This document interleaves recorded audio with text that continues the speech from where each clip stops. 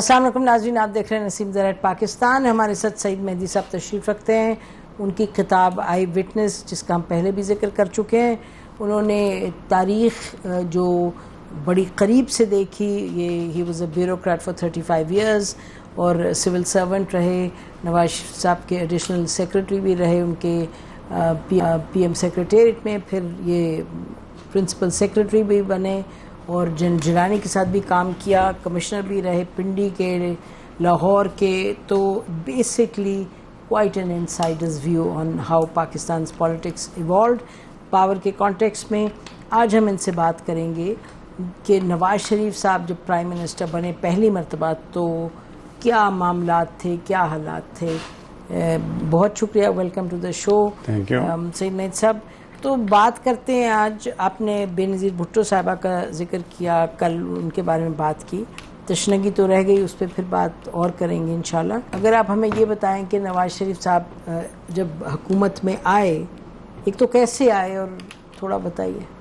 देखें, वो ही वन द इलेक्शन जी, ही हैड ए मेजॉरिटी जी, and he naturally then became Prime Minister of Pakistan. लेकिन मेजॉरिटी ऐसे तो नहीं मिली थी, ये नहीं कि वो IGI बनी जिसमें कि हो सकता एस्टेब्लिशमेंट का बहुत बड़ा रोल था। मतलब ये it wasn't a fair election. No, the election was fair. हमने तो खुद इलेक्शन करवाया है ना एज कमिश्नर पिंडी, इसीलिए तो आप कहेंगे fair। नहीं इलेक्शन वाज फेयर। जी, देखें, उसमें समहाउ देखें, पंजाब में मेजॉरिटी जिसकी आ जाए उसकी हुकूमत बन जाती है, बिकॉज पंजाब की पॉपुलेशन जितनी है उसके MNAs भी ज़्यादा होते हैं वहाँ के, और उस लिहाज से इनको, और फिर कुछ सपोर्ट भी मिल रही थी दूसरी प्रोविंसेस से भी माइनस सिंध। तो नवाज शरीफ बने प्राइम मिनिस्टर एंड उसमें कोई ऐसा नहीं था कि इलेक्शन में कोई गड़बड़ हुई हो। नहीं, लेकिन सर ये तो देखिए ना, प्री इलेक्शन जो होती है टिंकरिंग, और टिंकरिंग तो बहुत छोटा लफ्ज़ है, लेकिन काफ़ी ठीक ठाक उसमें एक मैनिपुलेशन होती है, इंजीनियरिंग होती है कि जी आपने इत्तेहाद एक बना लिया, तो इत्तेहाद उसमें इस्टेब्लिशमेंट का तो रोल होता है। नहीं, वो establishment not establishment at our level. जी, हाँ, नहीं, आपके लेवल। देखिए ना, हमारे लेवल पे मैं आपको बता रहा हूँ कि आई कंट्रोल और took care of the elections in Pindi division, और पहले मैंने लाहौर डिवीजन में जब इलेक्शन हुए, नॉन पार्टी बेस्ड इलेक्शन, वो देखे मैंने, फिर ये भी मैंने देखे। इसमें इलेक्शन में कोई गड़बड़ नहीं हुई है, और ये इलेक्शन में कोई जबरदस्ती वोटिंग नहीं दिलवाई हुई। नहीं, वो शुरू में जो हो गया वो हो गया, हाँ, कोई डिब्बे नहीं तोड़े गए। और जैसे वो जो इलेक्शन हुआ था जो बहुत कंट्रोवर्शियल हो गया था, जिसमें भुट्टो साहब और PNA का झगड़ा शुरू हो गया फिर उस इलेक्शन के बाद, उस तरह का कुछ नहीं हुआ ऐसा। सर ये तो मानते हैं ना कि IGI बनाने में तो रोल था ना, एक टॉप लेवल पे था, बट एस्टैब्लिशमेंट का रोल तो था। It wasn't something that came out, एक ऑर्गेनिकली तो नहीं बने थे। देखना, एक बेनज़ीर साहिबा का एक जो बैकग्राउंड था ना, बीइंग जुल्फ़िकार अली भुट्टो's डॉटर, तो जो आप एस्टेब्लिशमेंट की बात कर रही हैं, तो उस वक्त जनरल ज़िया की हुकूमत थी व्हेन भुट्टो वाज एक्सिक्यूटेड। तो उनको ये ख्याल था कि she will not be favourably incline towards the establishment.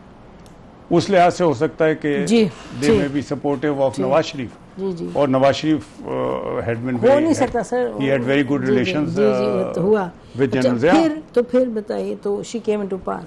तो जब वो she became prime minister for the first time, तो वो तो मैंने आपको बताया कि उनको प्रॉब्लम रही, वो प्रॉब्लम रही पंजाब की। जब मियां नवाज शरीफ प्राइम मिनिस्टर बने हैं, तो नवाज शरीफ ने अपना प्राइम मिनिस्टरशिप बड़ी ठीक ठाक चलाई थी, and he was doing very well. उसमें कोई ये नहीं, पंजाब में नहीं, पंजाब में भी और ओवरऑल देखना, मतलब पंजाब में उन्होंने अपना, वो तो एज चीफ मिनिस्टर वहाँ अपना एक नाम उन्होंने पैदा कर दिया था। उन्होंने भी नाम बनाया, उनके भाई ने भी नाम बनाया as chief minister Punjab. He prove to be a good administrator, और नवाज शरीफ साहब ने बड़े डेवलपमेंट ओरिएंटेड चीफ मिनिस्टर थे। तो प्राइम मिनिस्टर होने के बाद भी उन्होंने बड़े यूजफुल काम किए हैं। मतलब है, not that because I was on A staff, मैं कह रहा हूँ, उन्होंने देखें सबसे पहले तो बैंक्स को डी नेशनलाइज किया और नए बैंक्स उन्होंने उनको लाइसेंस दिए।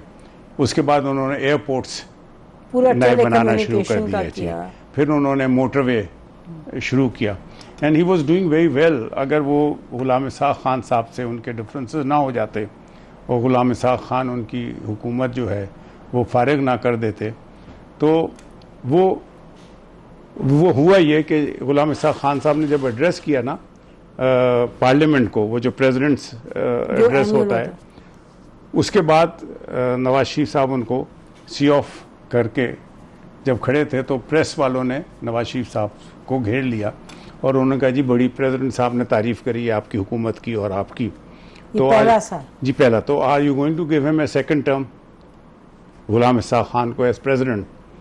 उस पर नवाज शरीफ साहब ने कहा कि well it will be scene, तो ये इट विल बी सीन। उस पे गुलाम इसाक खान साहब जो है ना, he didn't like this answer. He thought के नवाज शरीफ को कहना चाहिए था यस सर, हाँ he will be our candidate for the next election. वहां से उनके डिफरेंसेस शुरू हो गए और नवाज शरीफ बड़ा ठीक ठाक काम कर रहे थे अपने पहले टेन्योर में। He was doing very well. Sir इतना ठीक कर रहे थे कि इंडियन फॉरेन उस वक्त इंडियन फाइनेंस मिनिस्टर ने कहा कि we are learning from Pakistan, it is a fact. अच्छा, ये आपके मोबाइल टेलीफोन सब शुरू हुए, वो इंडिया ने पूछा कि कैसे शुरू करें, बिल्कुल बिल्कुल 100%। बल्कि उन्होंने कहा हम भी शुरू करना चाहते हैं, तो he was doing very well.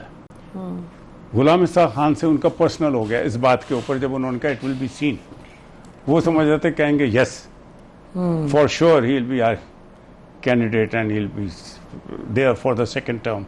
Ghulam Isak Khan sahab truly was a nationalist, truly he was incredible जिस तरीके से उन्होंने अपना रोल अदा किया एज अ ब्यूरोक्रेट प्रेसिडेंट। लेकिन जहाँ पावर की आ जाती है कैलकुलेशन, तो फिर मेरा ख्याल है कि अच्छे you see feet of clay. देखें, पावर जो है ना, वो कहते हैं ना power corrupts and absolute power corrupts, absolutely power बड़ी चीज़ है।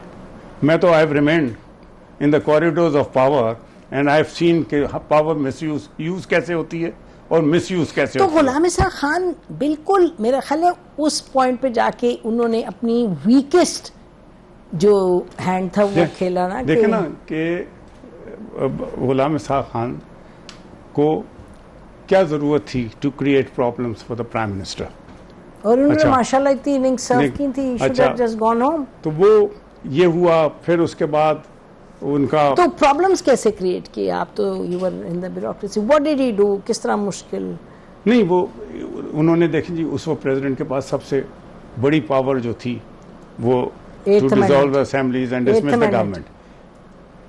वो एक लिहाज से अच्छी भी पावर थी, उसकी वजह से आप देख लें उस सारे दौरान में कोई मिलिट्री टेक ओवर नहीं हुआ, बिकॉज जब भी चाहें प्रेसिडेंट से कह के डिसॉल्व करवा सकते हैं असेंबली। सर एक सेकंड सर बात सुनिए ना, जब आप कह रहे हैं कि जब हम मिलिट्री टेक ओवर को बुरा कहते हैं और उसको क्रिटिसाइज करते हैं with reference to our constitution, तो उसका मकसद ये होता है कि एक पार्लियामेंट निकाले, उसकी बजाय आप आर्मी चीफ निकाले। लेकिन जब आप बात करते हैं कि 8th अमेंडमेंट के तहत प्रेसिडेंट निकाले, तो प्रेसिडेंट भी तो आर्मी की बैकिंग से निकाल रहे होते हैं ना। तो इन इफेक्ट सर बात तो वही है ना, आप एक इलेक्टेड प्राइम मिनिस्टर को निकाल के फेंक दें, चाहे प्रेसिडेंट निकालें चाहे आर्मी चीफ निकाले। सो मैं उस दौर की बात कर रही हूँ, तो बात तो वही थी। कहने का है कि एक ने यूनिफॉर्म पहना था, एक ने नहीं पहना था। सर बात तो वही थी ना? नहीं, don't you agree? I mean नहीं, इफेक्टिवली तो वही चीज है। आप ये देखें कि डिफरेंसेस तो शुरू हो गए थे, tension between the president and the prime minister when he said कि we'll see it will be seen. उसके बाद से डिफरेंसेस शुरू हो गए थे। और फिर नवाज शरीफ साहब ने जो एक लाहौर में तकरीर करी थी, जिसमें उन्होंने कहा था कि मुझे पता है क्या कुछ हो रहा है हिल टॉप से। हाँ, नहीं, वो पैलेस इंट्रीग्स की बात की थी जी, अप्रैल 18 को पैलेस इंट्रीग्स की बात की। हाँ, वो बात की थी कि मुझे पता है कहाँ हो रही है सारी इंट्रीग्स वगैरह। तो उसके बाद जब ये आए हैं इस्लामाबाद आए हैं ये तकरीर करने के बाद, और इस तकरीर में उनको निज़ामी साहब की भी बड़ी सपोर्ट मिली थी कि बहुत अच्छी तकरीर है ये, मजीद निज़ामी है ना, मजीद निज़ामी साहब की भी थी, और भी कुछ लोग थे जो बड़े सपोर्टिव थे। तो जब ये आए वापस और हमने इन्हें रिसीव किया, आप किधर थे उस वक्त? मैं एडिशनल सेक्रेटरी था प्राइम मिनिस्टर ऑफिस में। तो हमने जब रिसीव किया है तो मैंने नवाज शरीफ साहब से कहा, मैंने कहा सर ये जो आपने स्पीच की है तो इसका कोई रिपरकशंस डू यू एक्सपेक्ट हो सकते हैं? तो उन्होंने कहा क्या होंगे, मैंने जो कुछ कहा है सच बात कही है। तो हो क्या रहा था सर? What was happening कि उन्होंने ये कहा? ये उन्हें पता था ना कि क्या कुछ हो रहा है। क्या बताएं ना। हाँ, between the president and the army. मैं आर्मी आपको चीफ बताता कौन थे हूँ, उसमें? आर्मी चीफ तो द बेस्ट पर्सन अभी तक जो देखा है वहीद, जनरल वहीद काकड़। लेकिन देखे ना, हर शख्स इंसान है ना, और इंसान में कोई ना कोई वीकनेस भी हो सकती है। तो जब नवाज शरीफ साहब यहाँ आए, वापस आए इस्लामाबाद, तो इन्होंने अपने मिलिट्री सेक्रेटरी को कहा कि जनरल वहीद काकड़ के जो हैं स्टाफ ऑफिसर, उनसे कहें कि वो मुझे मिलें। तो उन्होंने कांटेक्ट किया, तो उन्होंने कहा कि general Waheed Kakar is not well and he says he will come tomorrow. Was he well? उसके 1 घंटे के बाद पता चला वो प्रेसिडेंट से मिलने जा रहे हैं। तो उस वक्त पता चल गया था कि something is going to happen. If the president has the support of the army also, then he is free to dissolve the assemblies और डिसमिस द गवर्नमेंट। यही तो हम कह रहे हैं। तो वो हो गई सारी। लेकिन फिर सर थोड़ा रिवाइंड करें, ये जब नवाज शरीफ साहब ने तकरीर की, आप तो you were inside the system, what was being planned, what was being done, क्या चीज थी, किस जस्टिफिकेशन पे? बस यही बात थी ना एक कि उन्होंने कह दिया था कि इट विल बी सीन। उसके अलावा तो उसके अलावा फिर डिफरेंसेस शुरू हो गए थे। किस चीज पे? मतलब कोई मुलाकात नहीं हो रही थी, नाराजगी तो अच्छा, प्रेसिडेंट की थी ना? नहीं, प्रेसिडेंट से नाराजगी शुरू हो गई थी ना, लेकिन और शुरू तो नहीं, प्रेसिडेंट मैं आपको किया था। बताता हूँ। जब जनरल वो जो नहीं, काकड़ से पहले जो जनरल थे जंजुआ, आसिफ नवाज जंजुआ, तो मैं आपको बताता हूँ, I went to invite him at my daughter's marriage. और जनरल आसिफ नवाज जंजुआ को मैं जानता था personally through his brother brigadier Nasir Nawaz Janjua, जो मेरे कैडेट कॉलेज हसन अब्दाल में सीनियर प्रीफेक्ट होते थे। वो इनके हाफ ब्रदर थे। अच्छा। तो उनकी वजह से मैं इनसे भी जानता। तो मैं इनको इनवाइट करने गया था, तो उन्होंने मुझसे कहा कि what problem does your prime minister have with me? The army chief is saying. Army chief ने कहा। तो मैंने कहा कि sir he has no problem. उन्होंने कहा नहीं, he does, he has been saying that he will make Gul Hasan example of me. कह रहे थे नवाज शरीफ साहब? नहीं, उनकी लैंग्वेज ही नहीं है। ये सही बात मैंने है। यही कहा जनरल जंजुआ को, मैंने कहा sir this is not his language, he doesn't to speak. कोई किसी ने सुना दिया? तो उन्होंने कहा one of the very senior federal secretaries has conveyed this to me, तो you better tell him I am not Gul Hasan. तो उधर भी तो गुस्सा था। उनकी भी सपोर्ट। उसके बाद जो प्रेसिडेंट का और प्राइम मिनिस्टर के डिफरेंस ऑफ ओपिनियन आया, वो जनरल आसिफ नवाज जंजुआ के सक्सेसर के ऊपर आया। अच्छा, सक्सेसर पे आया। लेकिन अब आपने बात जो की जनरल आसिफ नवाज जंजुआ की, तो ये बताइएगा कि जब उनका इंतकाल हुआ, when he died of heart attack, तो वो भी एक इतना बड़ा स्कैंडल बन गया। वो तो उनकी फैमिली ने बनाया ना, देखे ना, his wife and his wives brother probably, या जो भी उनके रिश्तेदार थे, जो जिन्होंने कोई किताब भी लिखी हुई है, हाँ, उन्होंने बनाया था कि हाँ, कैसे हो सकता है, हाउ इज इट पॉसिबल कि उन्होंने कुछ किया कि वो, और क्या प्रूफ हुआ? वो बारीक इंक्वायरी भी हुई, उनके वो खोदा भी गई, कब्र भी खोदी गई, सब कुछ किया गया। ऐसे ही उनको और मतलब एक तरह से तकलीफ ही पहुंचाई ना। आप तो उस वक्त you were with prime minister Nawaz Sharif जिस वक्त ये हो रहा था जी। तो वो उसके तो ये कितनी देखे ना, ना हमारी तारीख में क्या क्या चीजें, तो ये जो है नहीं, ये जो है ये ना, सस्पिशन की इतनी इंतहा हो जाती है। ये बस पावर है ना, पावर जो है वो सामने नजर आए ना, तो फिर आदमी कहता है एकदम ग्रैब कर लो पावर को। और मैं क्यों नहीं ये पावर इस्तेमाल करूं, आप क्यों करें, वाई नॉट मी। नहीं, बट ये इतनी ज्यादा डिफरेंसेस और इतनी ज्यादा डिस्ट्रस्ट कैसे हो गया था कि इस नहज पर बात पहुंच गई? वो तो वहां से शुरू हो गया था ना, जब से ये नवाज शरीफ साहब ने कहा था कि इट विल बी सीन, तो ये वहां से शुरू हो गया था। गुलाम इसा खान साहब ने उस बात को मरहूम ने इतना फैला दिया, बहुत ज्यादा, हालांकि वो इतने कमाल के शख्स थे। हाँ, नहीं, he had a very good reputation as a civil servant. As a civil servant, he had a very good reputation. जी। तो पर वो somehow, देखें बात ये है, और वो फिर आप फरमा रहे हैं कि वो परमिएट कर गई इस तरफ भी कि आर्मी चीफ भी इन्फ्लुएंस हो गए उससे, लेकिन उस वक्त प्रॉब्लम्स भी तो थे नवाज शरीफ की गवर्नेंस में, कुछ तो प्रॉब्लम्स नहीं, मैं आपको बताता हूँ पावर के मुतालिक। जब जनरल ज़ियाउल हक का प्लेन क्रैश हुआ है एंड ही डाइड, तो Ghulam Ishaq Khan became the acting president. इन्होंने उसी वक्त जो भी उस वक्त की कैबिनेट बनी हुई थी उसकी मीटिंग बुलाई ओल्ड प्रेसिडेंसी में, और बिकॉज नवाज शरीफ साहब वॉज इन मरी, इन पिंडी एंड देन मरी एट दैट टाइम, वहाँ एज CM उनको इतला मिली कि ये क्रैश हो गया है और general Zia has passed away.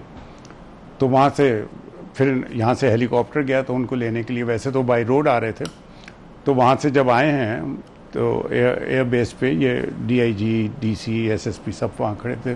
तो उन्होंने कहा सब गुलाम इसाक खान साहब ने मीटिंग रखी है ओल्ड प्रेसिडेंसी में, तो आपको भी बुलाया है। ओल्ड और न्यू के क्या सिग्निफिकेंस है? ओल्ड प्रेसिडेंसी थी कि अभी मतलब है वो उसी वक्त तो उन्होंने लिया था एज एक्टिंग प्रेसिडेंट बने थे, तो ओल्ड प्रेसिडेंसी भी इस्तेमाल हो रही थी। तो उन्होंने कहा कि वहाँ उन्होंने मीटिंग रखी है, तो आपको भी उन्होंने कहा है कि वहाँ है। तो उन्होंने कहा नहीं, मैं तो पहले जाऊँगा जनरल साहब के घर पे, I would like to meet the family.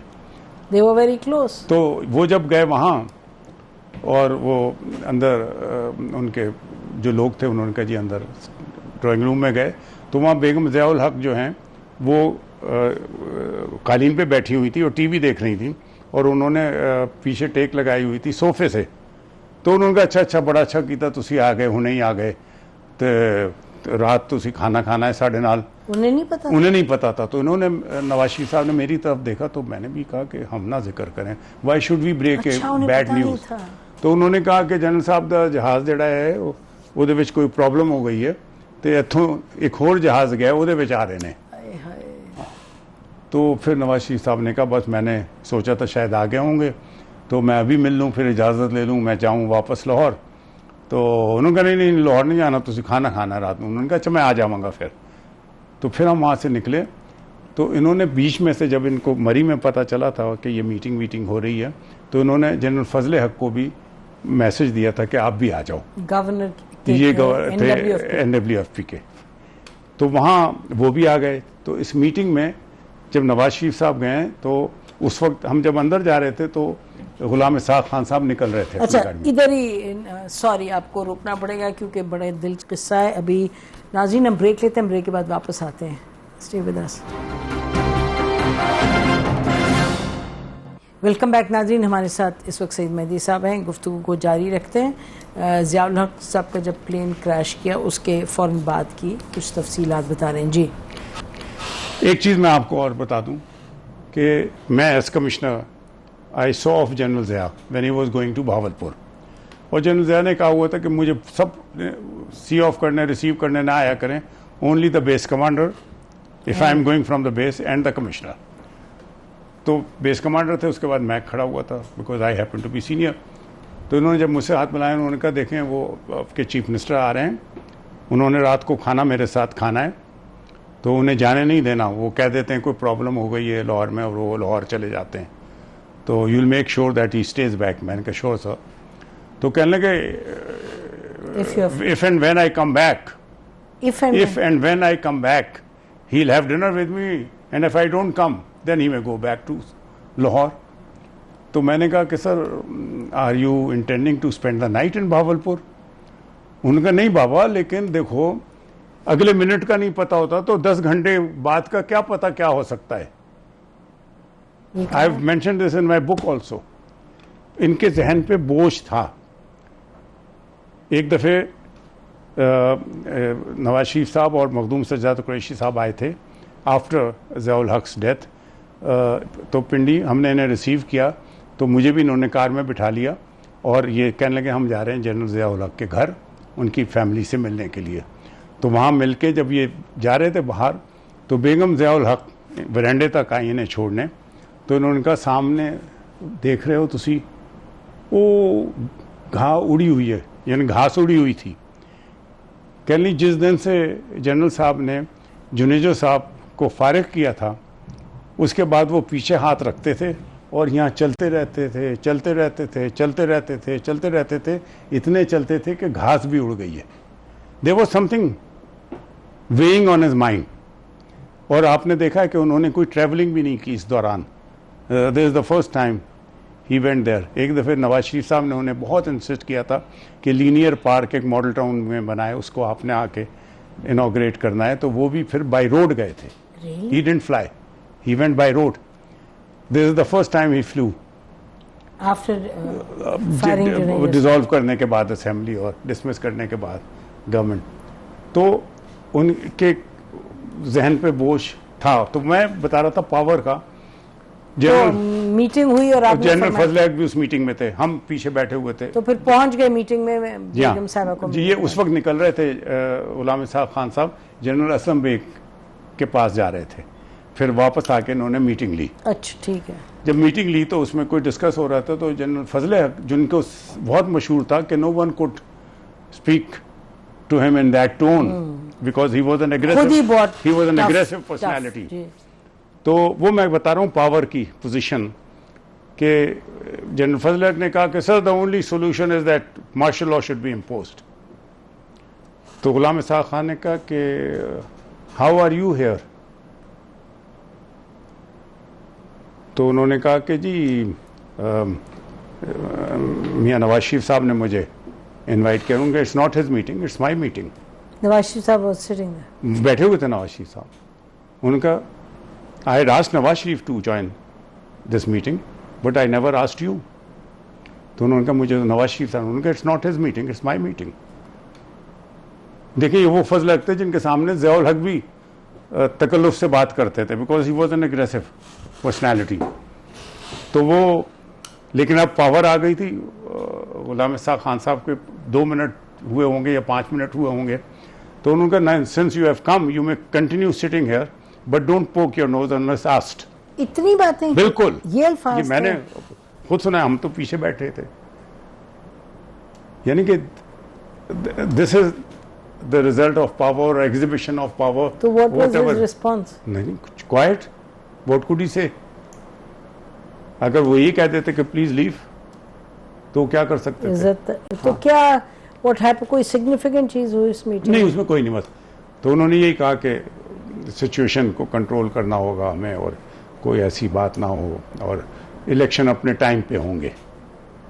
जो इलेक्शन 90 डेज में होने थे वो अपने टाइम पे होंगे। अच्छा, ये जो सुप्रीम कोर्ट में केस चल रहा था नवाज शरीफ साहब के खिलाफ, ना सुप्रीम कोर्ट में केस चल रहा था जो डिसोल्यूशन के खिलाफ, डिसोल्यूशन ऑफ असेंबली के खिलाफ, जो ज़ियाउल हक ने की थी। एक MNA थे भावलपुर से जिन्होंने केस करा था। तो चीफ जस्टिस ने कहा था कि मैं अभी 2 बजे अब ब्रेक करते हैं हम, और 2 बजे मैं बुलाऊंगा जुनेजो साहब को, और जुनेजो साहब की रेजोल्यूशन का नाज़रीन वो भी ब्रेक करें, हम भी ब्रेक करते हैं। ब्रेक पर साथ इस गुफ्तगू को जारी रखते हैं। Stay with us. Welcome back नाज़रीन। सईद मेहदी साहब हमारे साथ हैं। हमें ये he is taking us through the pages of history. जी, अब आपने जिक्र किया कोर्ट। जी, I was the court case जो हुआ था, डिसोल्यूशन ऑफ द असेंबलीज। आपको भी बुलाया गया बाई जनरल ज़ियाउल हक, ठीक, उनके खिलाफ केस था। तो वो सुन रहे थे। चीफ जस्टिस ने कहा कि विल टेक ए ब्रेक, और उसके बाद मैं जुनेजो साहब को बुलाऊंगा and I would like to hear him. इरादा ये था उनसे कि उनसे कुछ एश्योरेंसेस लेने थे उन्होंने। तो उन्हें रिस्टोर कर दें, और लग ये रहा था कि असेंबली विल बी रिस्टोर्ड। जैसे बाद में नवाज शरीफ साहब को, तो ये कब की बात है? ज़िया साहब हयात थे? नहीं नहीं, ये अच्छा नहीं, उस वक्त जनरल असलम बेग थे चीफ ऑफ आर्मी स्टाफ। नहीं तो जब ये पता चला ना कि 2 बजे उन्होंने कहा था कि 2 PM जुनेजो साहब आए और फिर I would like to have some assurances from him, वो शोर मच गया कि जी वापस आए। हाँ, तो एक थे बाद में वो चीफ मिनिस्टर भी हुए, कसूर के रहने वाले थे, वो मेरे दफ्तर में आए, कहने लगे कि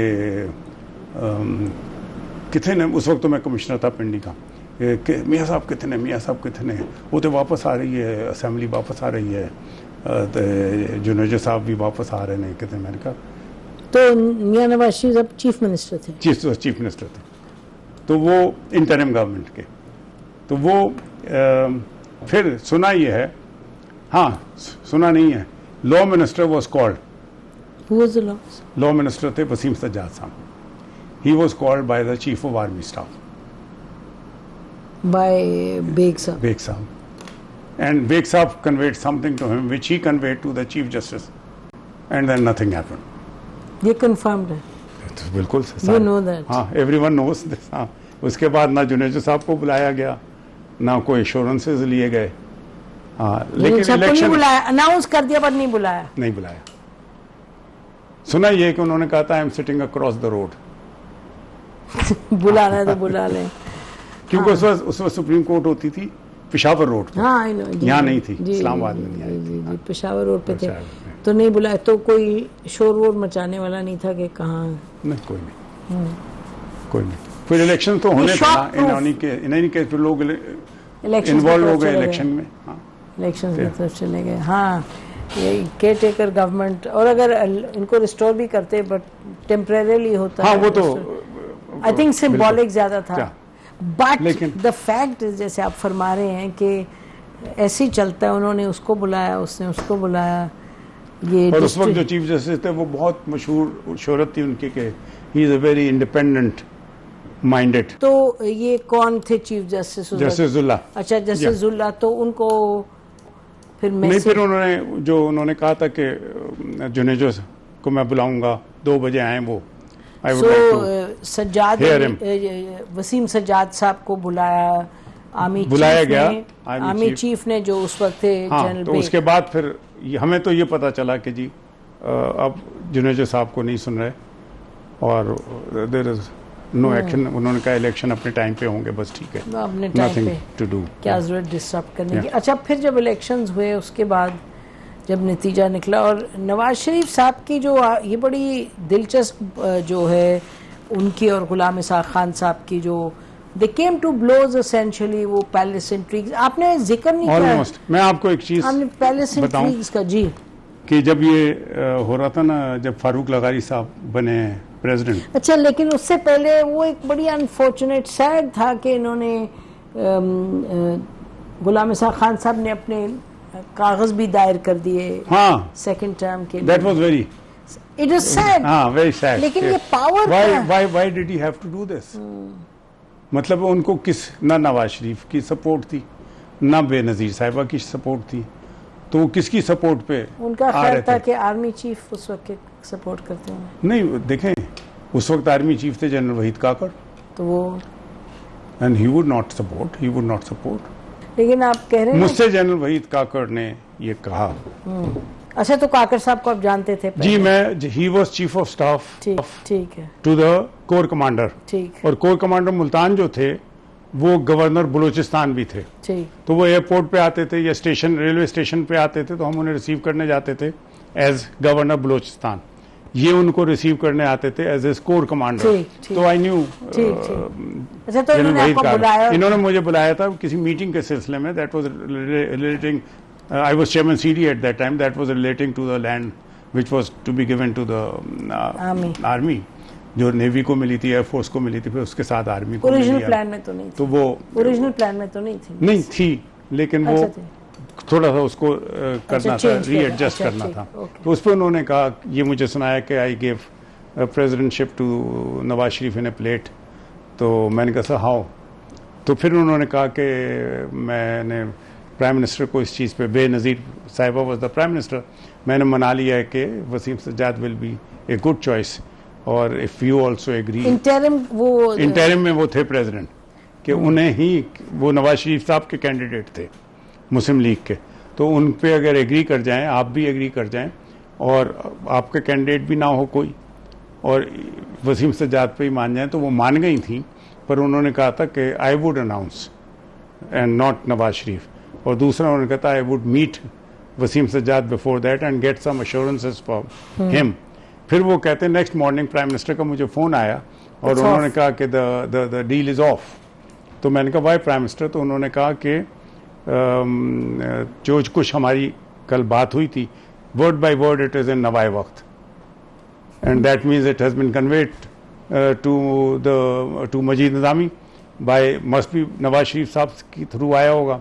तो मैं I have my candidate, let him have his own candidate. तो फिर उन्होंने फारूक लगारी को अपना कैंडिडेट रखा था, उन्होंने बेनज़ीर साहब ने। लेकिन आखिर में फिर नवाज शरीफ साहब ने भी तो सपोर्ट किया था फारूक लगारी साहब को, या नहीं। नवाज शरीफ साहब की पार्टी के तो कैंडिडेट थे वसीम सज्जाद। हाँ, एनीवे फारूक लगारी साहब तो सबसेक्वेंटली फेल आउट विद बेनज़ीर, वो तो बाद में प्रेसिडेंट होने के बाद की बात है। तो ये बताइएगा कि बिफोर वी कंक्लूड आज का सेशन, कि काकड़ साहब ने फिर इन दोनों को बुलाया जब वो पैलेस इंट्रीग्स वाली मीटिंग हुई, if you go back a bit, तो नवाज शरीफ साहब और इस गुलाम इसाक खान साहब दोनों को घर भेजा ना फिर काकड़ साहब ने? नहीं, ये नवाज शरीफ साहब ने आइडिया दिया था, काकड़ साहब का नहीं था आइडिया। रियली? हाँ, उन्होंने ये कहा था कि जिस तरह हालात जा रहे हैं, मतलब प्रेसिडेंट और प्राइम मिनिस्टर एक दूसरे से बातचीत भी नहीं कर रहे, तो ये किस तरह गवर्नमेंट चलेगी। तो मेरे तो अभी फिर भी 2-2.5 साल रहते हैं, और गुलाम इसाक खान साहब के तो just a few months are left, तो he should also go, I will also go, and let's have a fresh election. अच्छा, ये उन्होंने कहा था। हाँ। फिर एक दिन जनरल वहीद काकड़ साहब मिलने आए हैं नवाज शरीफ साहब को, along with his 1 or 2 officers, तो उसमें शायद DG ISI भी थे उनके साथ, और कोर कमांडर पिंडी के भी थे। तो उन्होंने ये कहा है कि द प्रेसिडेंट डजंट एग्री। तो फिर नवाज शरीफ साहब ने कहा कि प्रेसिडेंट के तो थोड़े से 2-2.5 महीने ही रह गए हैं, मैं एग्री कर रहा हूँ, अपने 2-2.5 साल मैं सेक्रीफाइस कर रहा हूँ, तो वो क्यों नहीं मानते, आप मनाएं उनको। उसके बाद फिर जब वो मान गए हैं, तो फिर वो कैसे मनाया उन्होंने बात की होगी, तो फिर उसके बाद वो इंटरिम गवर्नमेंट बनी है, और वो मोइन कुरैशी साहब प्राइम मिनिस्टर बने हैं। उसके ये उस मीटिंग के बाद हुआ था। बड़ी दिलचस्प है ये ताकत के खेल, और क्या कहें, खेल कहें, लालच कहें, बहरहाल it's always corridors of power जो है ना, वहाँ सब कुछ होता है, सब कुछ होता है। इंसान अच्छे से अच्छा कोलैप्स कर जाता है, उसकी वैल्यूज़, उसकी सोच, उसकी समझ। बहरहाल बहुत शुक्रिया, this is surely not the last time, इंशाल्लाह हम आपको और इंशाल्लाह, थैंक यू, तो आपसे बातचीत होती रहेगी ना। इसी पर आज का प्रोग्राम ख़त्म करते हैं। उम्मीद है यू फाउंड इट इंटरेस्टिंग। खुदा हाफिज़। पाकिस्तान जिंदाबाद।